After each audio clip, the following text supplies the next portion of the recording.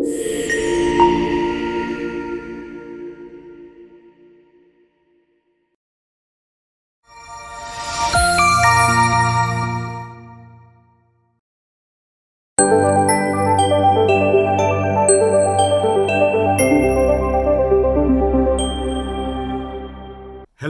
Welcome to the Life of Waste podcast series brought to you by the R4D and Spirit projects funded by the Swiss National Science Foundation. I'm your host, Malik De Silva, a researcher at the Federation of Local Government Authorities in Sri Lanka. I'm one of the partners of the FR4D and Spirit projects. I'm really glad to welcome you to our podcast series. Through this podcast series, we will be bringing you a lot of information about key findings of the R4D and Spirit projects, which explored about solid waste management in South Asia, particularly about Sri Lanka, India, and Nepal. So this is going to be the very first episode of the podcast series, and it's going to be our big boss. I know that he hates it when we call him our big boss. But please do welcome Professor René Véron from the University of Lausanne. And he has a wealth of knowledge to share with us regarding the key findings that he and his team in Switzerland have unearthed from all the data that we have gathered since 2018. So I welcome you again to the podcast series and to the very first episode, and I hope you enjoy. Please give us your comments and feedback, and let's go to the very first episode.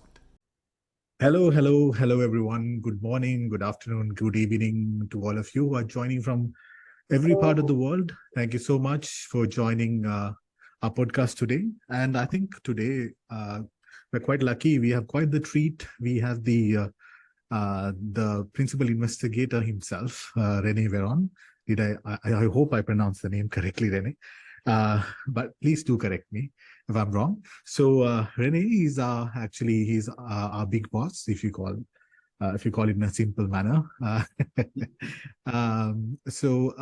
He's the principal investigator from Lausanne, University of Lausanne, Switzerland, and he is the person who got inspired to study about solid waste management in Sri Lanka, Nepal, and India.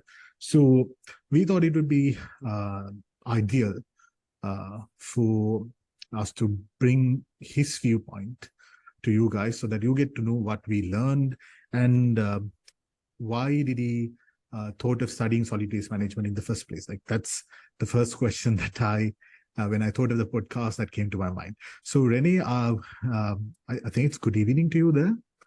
No, it's still afternoon. Oh, it's still afternoon. Yeah. Okay, that's great. So it's quite rainy here. As I told you just before the podcast started, it's raining quite heavily here.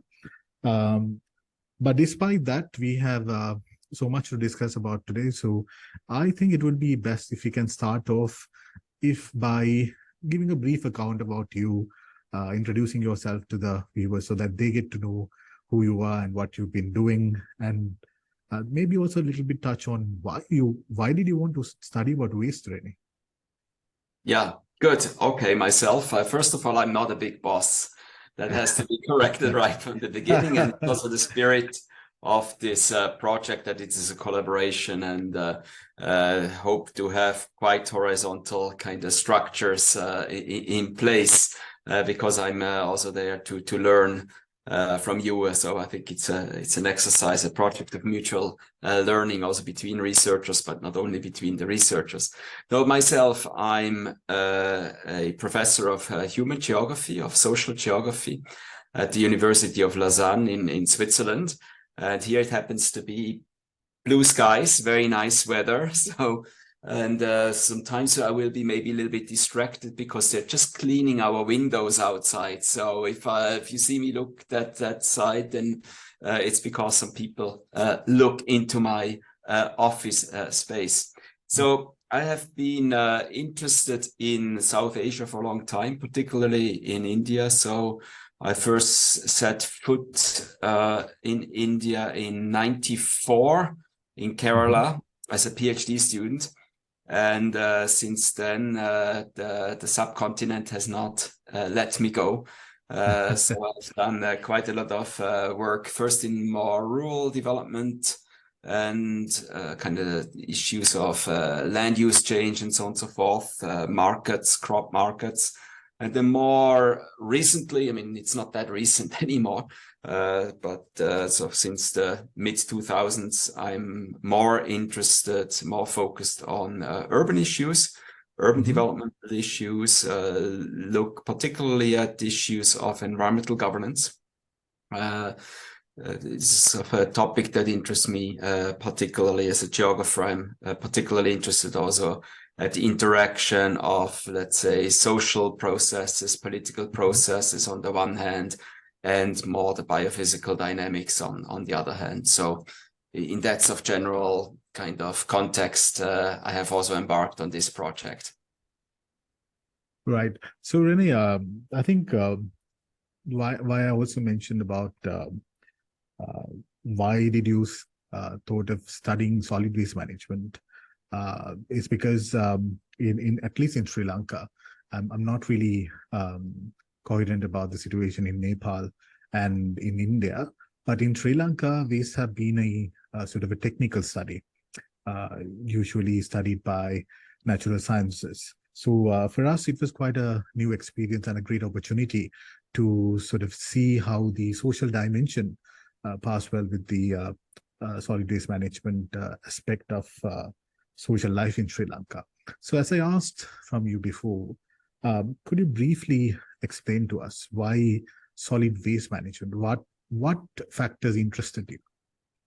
Yeah, no, I think you're totally right. I mean, very often it's seen as a technical matter, something that has to be solved by engineers.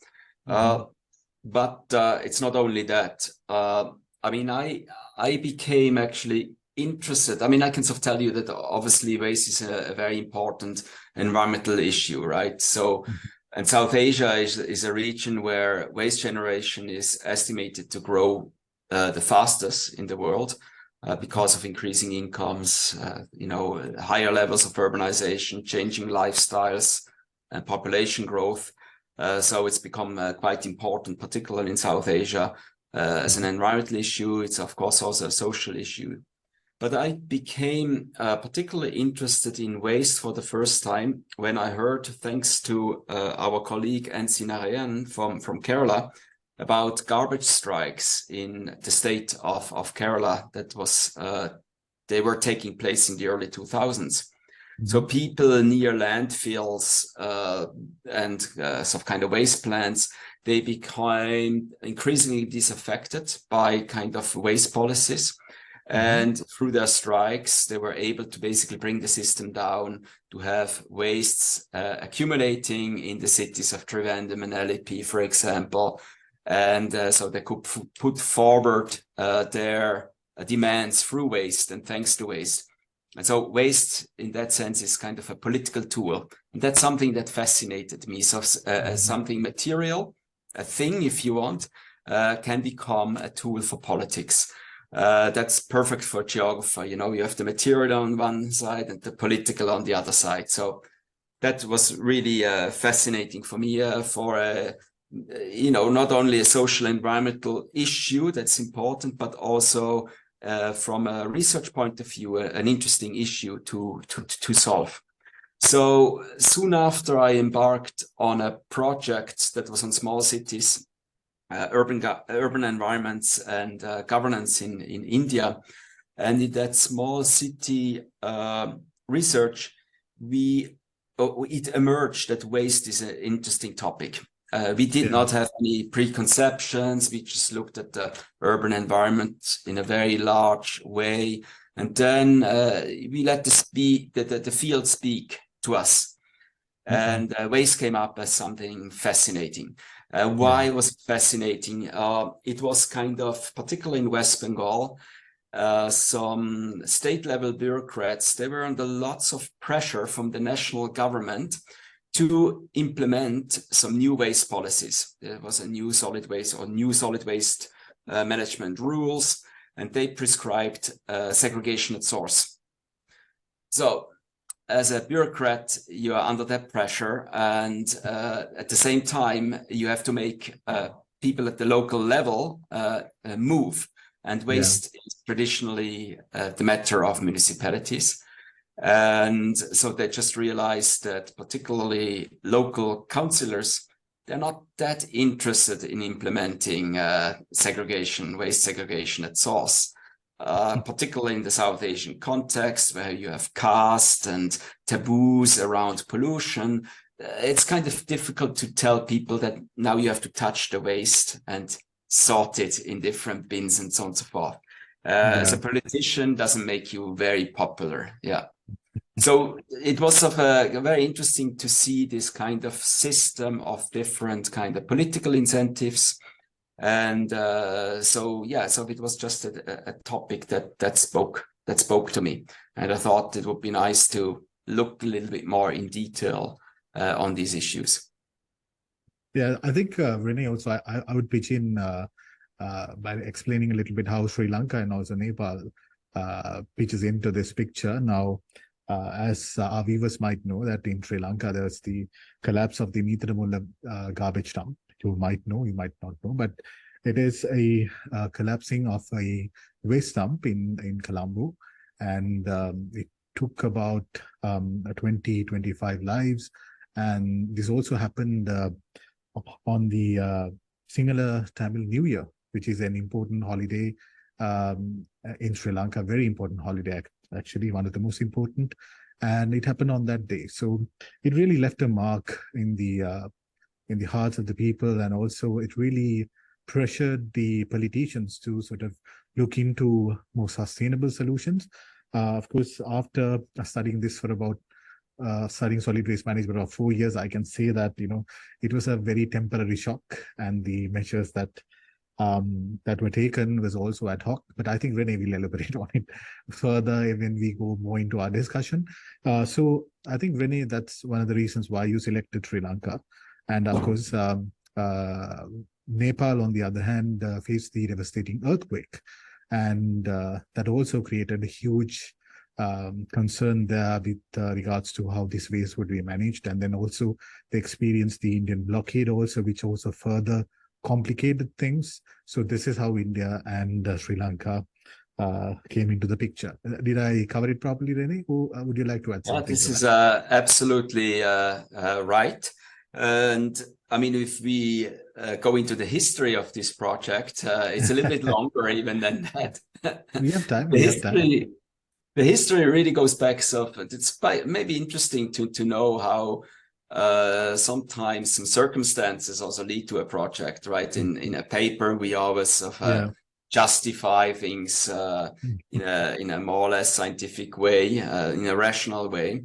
But how a project arises is often a little bit by chance and by people that you know. So it actually started with, again, Nancy Narayanan visiting Switzerland as a visiting scholar. And I knew him from before, from my PhD studies in Kerala. And he was visiting here for 2 months. And it was just at that time that these garbage strikes in Kerala went on. So we thought, oh, yes, that's really something interesting. We put in an application, a proposal for a small grant. And we were thinking, well, it would be nice to kind of show and compare Kerala with Sri Lanka. And for 2 reasons. Some reasons because they're quite similar in the sense of, lowland, tropical, densely populated, culturally also not too far apart. So lots of factors that were equal, but Kerala was just at that time then starting to think about more decentralized waste management. So people or neighborhoods getting together, starting to compost and so on and so forth to avoid garbage strikes, right? And Sri Lanka just already at that time seemed to have taken another direction of a more centralized approach with centralized landfills. Today, I think, if I'm not mistaken, you're talking much about incineration plants as well. So that was just, so we thought it was a kind of nice contrast. So that's where we started. And then we didn't get the grant, perhaps luckily, because we could go in then for a bigger grant later on. Then for this project, the R4D had also started unsuccessfully in a first submission. And at that time, we had Bangladesh on board. And Bangladesh again, because, low-lying land, densely populated. So we thought that might be interesting. But then we didn't get it. And then we also felt for a resubmission that the partner was not as motivated as the partner in Sri Lanka and as the partners in India. So we thought, well, let's rethink it. And then we thought about Nepal, and for the only reason, this is absolutely unscientific, because there were also already established links with between Nepal and Swiss research institutes. Mm-hmm.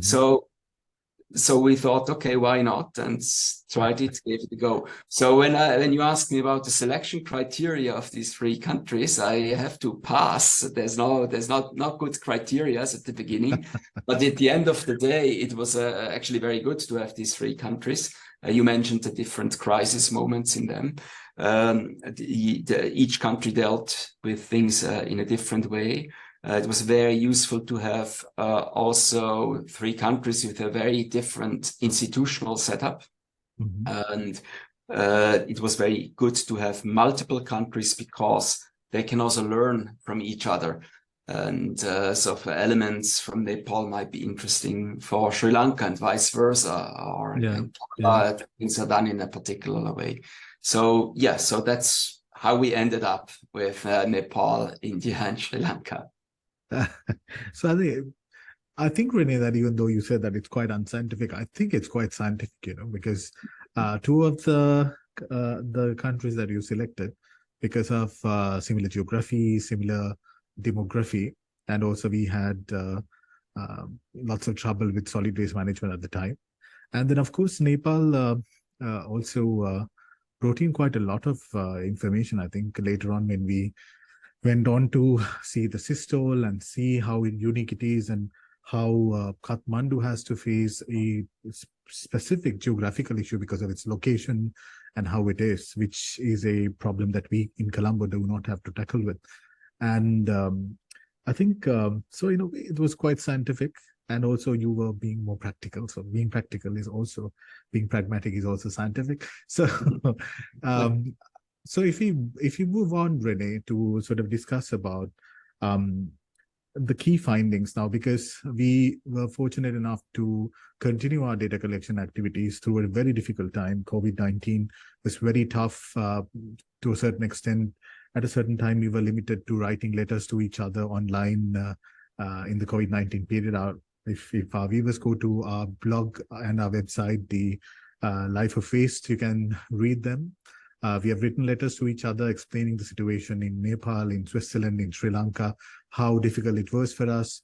But somehow all our partners managed to carry on the research from 2018 onwards and collect a lot of data. I think for me, as personally, as a young researcher, the biggest opportunity I got was to sort of get to know, create a larger network in these three different countries, and also sort of get exposed to the waste management approaches, and then also the different techniques that are promoted by the governments and promoted and appreciated by the people, and also to sort of go and see them physically. I think there's a limit that you can learn from a book or a video. When you are there physically, you get to know the surroundings, you get to know the lives of the people. So for me, it was such a holistic experience to grow as a researcher and to also see what's going on in the waste management scene in Nepal and India.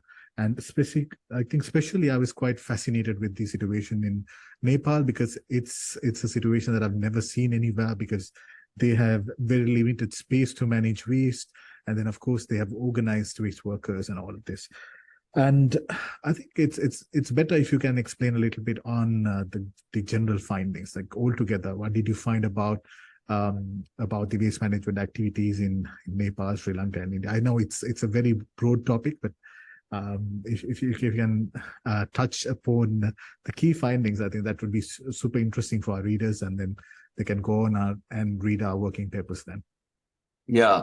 I mean, very generally, so for our kind of hypotheses have been confirmed that waste management is a very complex issue with lots of social and political and cultural dimensions. It's really complex. So it's also quite difficult to draw simple conclusions from this research. They're very context specific, even though there's some parallels that we can sort of see and separate. So I think it would be a little bit strange for me to talk much about Sri Lanka. You know the case much better than I do. You have been on, well, I visited the landfill, but you have spent much more time with waste workers, with the landfills and waste dumps than I have. And I totally agree with you. I think it's very important to be in the field and feel and sense it and smell it also. Yeah. Waste research in that sense, it's maybe not the most attractive branch of science, but nevertheless, it's superbly interesting. Yeah, you're talking. Let's maybe start with Nepal. Yes, on the one hand, sure, with kind of limitations in space, it's certainly an issue. On the other hand, it's probably maybe easier. I mean, I'm not an engineer, right? But easier to conceive a landfill in this hilly part because you sort of embed it into valleys and so on and so forth. You can probably cut it more easily from hydrological systems than in the case of Sri Lanka. And you know very well that's a huge problem in the greater Colombo area, that waste is getting into canals, is getting into the groundwater, polluting many things. So actually, from that point of view, I'm much more worried about Sri Lanka than about Nepal. I think easier to contain things. But yeah, so that's maybe most of this was maybe more of the physical part of it. But institutionally, Nepal is a case that's very difficult to understand and to catch, because the country is relatively young as a country with a constitution and so on and so forth. It has had recent lots of changes at the constitutional level, at the level of laws, and that has also affected waste management. There's lots of changes in government. It's a very complex thing. So nothing is really settled there. So things are really in flux, and that flux is constant. You would say, yes, it's similar in Sri Lanka and in India. It's normal that political systems are in flux, but even more so in Nepal. Things have really not settled down yet. Everything is just emerging. Things have been emerging for a long time, so it's very difficult to conclude much on that. I give you maybe sort of one example. That's an example of a attempt to totally restructure the waste management in the Kathmandu Valley, and that sort of kind of started. It actually started already in the 1990s with the international cooperation with the Germans. Then in the early 2000s, JICA, the Japanese, came in, and they made actually very reasonable plans when you look at it, with a sanitary landfill and a much more what we call scientific waste management. An engineer would look at this and say, "Oh, great! The institutional design, it's all good," but kind of politics and matters of life just meant that it did not come to fruition. And so for more recently, since about 2010, there has sort of been the idea to bring in a transnational company. I think it's Danish, if I'm not mistaken, Nepwaste it's called, to first of all operate the landfill, but then also restructure the whole system of collection, recycling, sorting and recycling, and so on and so forth. So all very sensible. However, with changes at the constitutional level, the responsibilities for waste management have changed. It's a little bit the back and forth between the central government and the municipalities. So when one actor started to kind of concretize these plans to solidify them, it emerged that they were actually not really having the authority of doing that, or didn't want to have the responsibility. So it's being sort of passing the ball from one institution to the other. So that project started in 2010. There's still nothing happening. What complicated the situation, but probably for good reason, is also the interests of kind of a private, smallish waste companies, because waste is not only garbage, it's not only discard, waste is also a resource. And the Nepal case is particularly interesting because prior there was, in many municipalities, Kathmandu City Corporation is an exception of this, but the smaller municipalities in the Kathmandu Valley, very often they did not have any waste management system working. Mm-hmm. So it was actually private companies that were the first that started collection, right? They saw a business opportunity in that. So we cannot even talk about privatization there because there was nothing before. So it's not something public that has become privatized. So it's quite interesting. They have, of course, also an interest that they're not totally excluded from this waste system. They have made investments in trucks, lorries, into other equipment, and they have employed waste workers. They have some expertise, maybe more on the collection side, much less on the treatment side. So they are, of course, also an actor that were then quite active. They're associated. The government or the municipality, they cannot just do whatever they want, so they cannot exclude them. So it shows quite Nepal is quite interesting. If I repeat myself, to show that it's something that's not settled, it's just emerging, and that on the one hand, and on the other hand, there's lots of different actors that are interacting. Sometimes harmoniously, sometimes a bit less so, and the responsibilities are very, very unclear, right? So I think Sri Lanka is quite different, where things are more settled. Nevertheless, what is similar is that there's a lot of different agencies and actors, so the responsibilities are also not always totally clear. They have to be negotiated. Particularly during crisis, things that are not clear come to the fore. However, in Sri Lanka, you have some kind of quite established laws and rules regarding waste management. Nevertheless, you have also some municipal systems that are much more, organized and in place. But tell me a bit more. How do you see the difference between Nepal and Sri Lanka,